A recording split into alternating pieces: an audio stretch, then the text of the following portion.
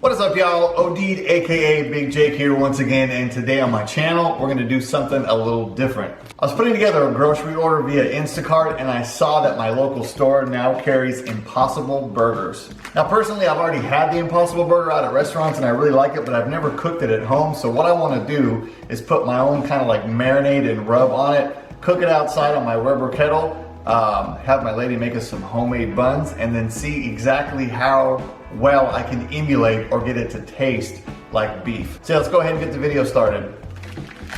All right, y'all, we're gonna get the Impossible Burger plant-based meat out of the package here. My lady and I are gonna form some patties, and then I'm going to use Worcestershire sauce and basically like a seasoning salt to marinate it in, and then we're gonna let it sit for about 2 hours before we put them on the grill. All right, the patties are made. I'm gonna put a little Worcestershire sauce on them. This is exactly how I do my normal burgers. We're gonna sprinkle a little bit of seasoning salt. This is homemade seasoning salt that I make, but you can just get Lowry's or something like that if you'd like. Flip them over, do the same thing. Got some nice thick burgers here. All right, I think that's it for marinated. We're gonna let them sit in the fridge for 2 hours, and then we're gonna go ahead and fire up the grill.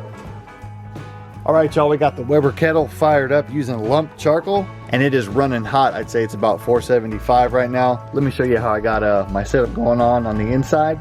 So I've taken one of my grill grates, gone and flipped it over, and I'm gonna use the back of it kind of like a griddle. If you're not familiar with grill grates, I will put a link in the description so you can check them out. And let's go ahead and put these Impossible Burgers on here. So I'm gonna cook it to about an internal temp of 150, just enough to get it done, but not too much to dry it out. Go ahead and close the lid. And for now, I'm gonna cook it 3 minutes per side, flip it another 3 minutes, and then I'll start testing the internal temperature to see if I can get it somewhere around 150. All right, 3 minutes in, and the Weber is hot. The wind is blowing, so the fire inside's picking up. We're actually cooking at about 550 now. All right, 3 minutes in, let's flip them.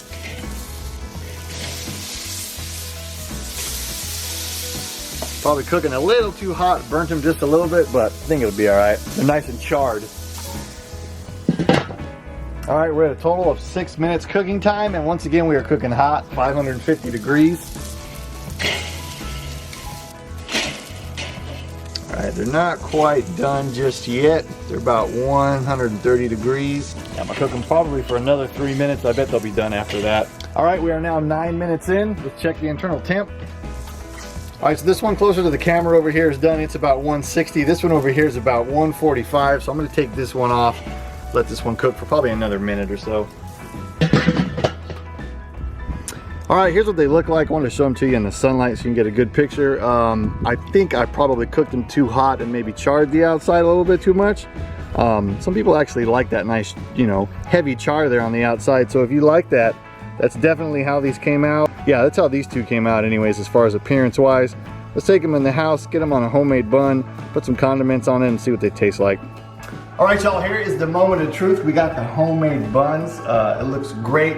We got the Impossible Burger. We got a little bit of a fry sauce or burger dressing, depending on what you want to call it. Some lettuce and some onion. Let's go ahead and dig in. Looks pretty good.